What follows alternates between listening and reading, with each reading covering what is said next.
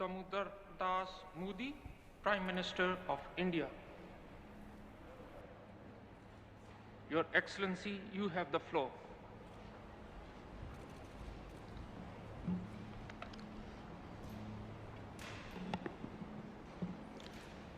Friends, आज मैं आपके बीच उस भूमि का प्रतिनिधित्व कर रहा हूं जिस भूमि ने हजारों वर्ष पहले ये मंत्र दिया था, समगच्छध्वं समध्वत्वं संवो मानसी जानताम। आज 21वीं सदी में ये मंत्र और ज्यादा महत्वपूर्ण हो गया है, प्रासंगिक हो गया है। समगच्छध्वं यानी सभी साथ मिलकर चले, संवध्वं यानी सभी मिलजुल कर आपस में संवाद करें, और संवो मनानस्य जानताम यानी सभी के मन भी आपस में मिले रहें। फ्रेंड्स, जब मैं पहली बार क्लाइमेट समिट में पेरिस आया था, तब मेरा यह इरादा नहीं था कि दुनिया में हो रहे अनेक वायदों में एक वायदा अपना भी जोड़ दूं। मैं पूरी मानवता के लिए एक चिंता के साथ आया था। मैं उस संस्कृति के प्रतिनिधि के रूप में आया था जिसने सर्वे भवन्तु सुखिनः अर्थात सभी सुखी रहे का संदेश दिया है। और इसलिए मेरे लिए पेरिस में हुआ आयोजन एक समिट नहीं, सेंटिमेंट था, एक कमिटमेंट था। और भारत वो वायदे विश्व से नहीं कर रहा था, बल्कि वो वायदे 125 करोड़ भारतवासी अपने आप से कर रहे थे। और मुझे खुशी है कि भारत जैसा विकासशील देश जो करोड़ों लोगों को गरीबी से बाहर निकालने में जुटा है, जो करोड़ों लोगों की ईज ऑफ लिविंग पर रात दिन काम कर रहा है, आज विश्व की आबादी का 17% होने के बावजूद जिसकी एमिशंस में रिस्पॉन्सिबिलिटी सिर्फ 5% रही है, उस भारत ने अपना कर्तव्य पूरा करके दिखाने में कोई कसर बाकी नहीं छोड़ी है। आज पूरा विश्व मानता है कि भारत एकमात्र बड़ी अर्थव्यवस्था है जिसने पेरिस कमिटमेंट पर लेटर एंड स्पिरिट में डिलीवर किया है। हम संकल्पबद्ध होकर हर संभव एफर्ट्स कर रहे हैं, परिश्रम कर रहे हैं और परिणाम लाकर दिखा रहे हैं। फ्रेंड्स, आज जब मैं आपके बीच आया हूं तो भारत के ट्रैक रिकॉर्ड को भी लेकर के आया हूं। मेरी बातें सिर्फ शब्द नहीं हैं, ये भावी पीढ़ी के उज्जवल भविष्य का जयघोष है। आज Bharat installed renewable energy capacity में विश्व में चौथे नंबर पर है। बीते 7 वर्षों में भारत की नॉन फोसिल फ्यूल एनर्जी में 25% से ज्यादा की वृद्धि हुई है, और अब ये हमारे एनर्जी मिक्स का 40% पहुंच गया है। फ्रेंड्स, विश्व की पूरी आबादी से भी अधिक यात्री भारतीय रेल से हर वर्ष यात्रा करते हैं। इस विशाल रेलवे सिस्टम ने अपने आप को 2030 तक नेट जीरो बनाने का लक्ष्य रखा है। अकेली इस पहल से सालाना 60 मिलियन टन एमिशन की कमी होगी। इसी प्रकार हमारे विशाल एलईडी बल्ब अभियान से सालाना 40 मिलियन टन एमिशन कम हो रहा है। आज भारत दृढ़ इच्छा शक्ति के साथ ऐसे कई सारे इनिशिएटिव्स पर तेजी से काम कर रहा है।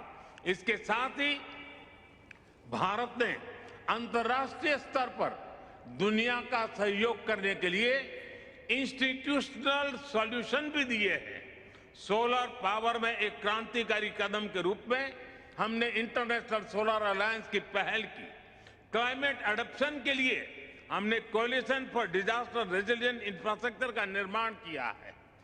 ये करोड़ों जिंदगियों को बचाने के लिए एक संवेदनशील और महत्वपूर्ण पहल है। फ्रेंड्स, मैं एक और महत्वपूर्ण विषय पर आप सभी का ध्यान केंद्रित करना चाहता हूं। आज विश्व मान रहा है कि क्लाइमेट चेंज में लाइफस्टाइल की एक बहुत बड़ी भूमिका है। मैं आज आपके सामने एक वन वर्ड मूवमेंट का प्रस्ताव रखता हूं। वन वर्ड एक शब्द क्लाइमेट के संदर्भ में वन वर्ल्ड एक विश्व का मूल आधार बन सकता है, अधिष्ठान बन सकता है। ये एक शब्द है लाइफ, LIFE, यानी लाइफस्टाइल फॉर एनवायरमेंट। आज जरूरत है कि हम सभी लोग एक साथ आकर कलेक्टिव पार्टिसिपेशन के साथ लाइफस्टाइल फॉर एनवायरमेंट यानी लाइफ को एक अभियान की तरह आगे बढ़ाएं।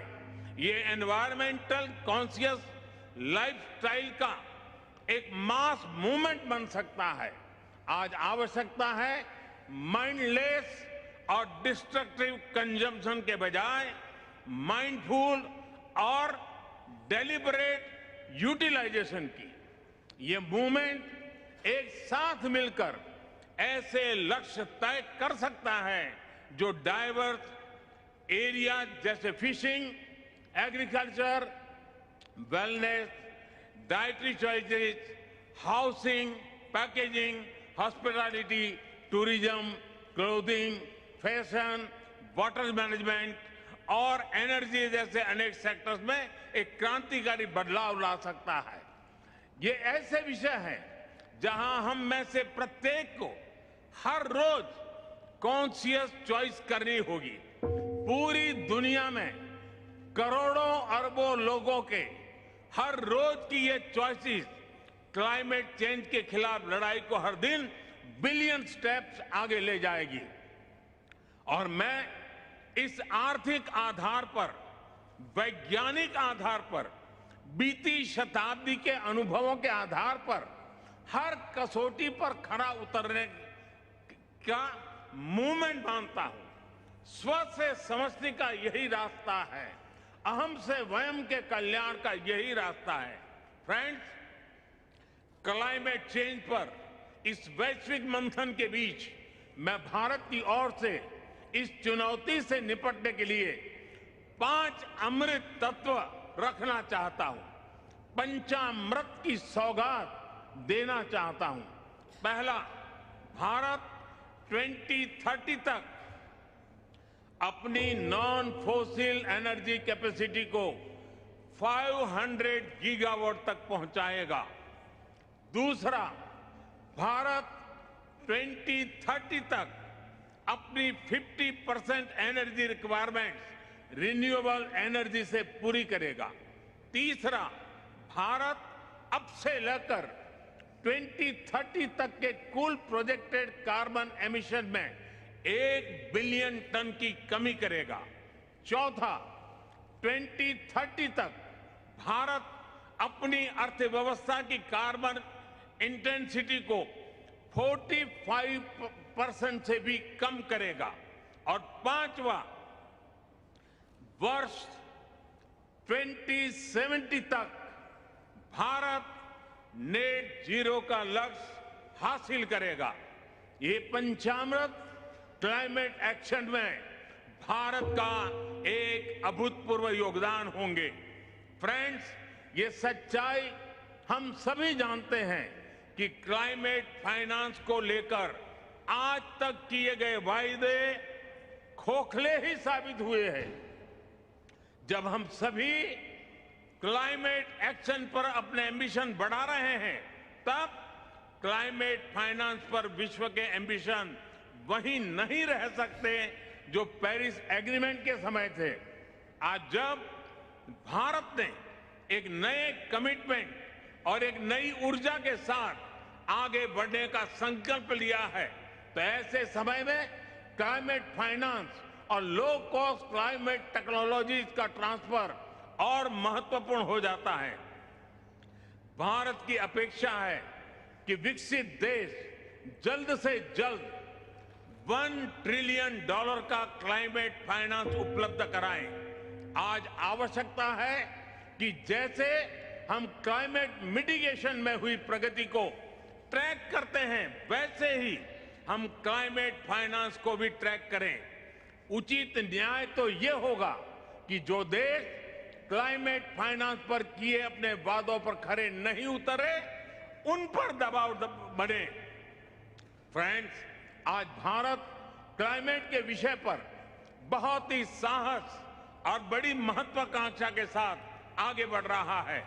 भारत अन्य सभी विकासशील देशों की पीड़ा भी समझता है, उन्हें साझा करता है और उनकी अपेक्षाओं की अभिव्यक्ति भी निरंतर करता रहेगा।